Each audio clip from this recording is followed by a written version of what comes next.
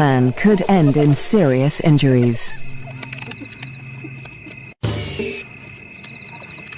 They eat feverishly, dismembering the carcasses in minutes. The powerful jaws crush down with almost half a ton of force, tearing through bone and flesh with ease.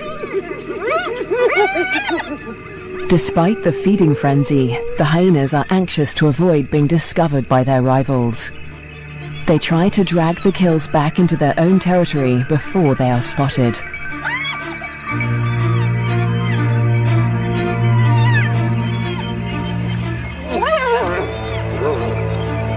The move comes too late. A territorial patrol from Nasanta's clan has come to investigate.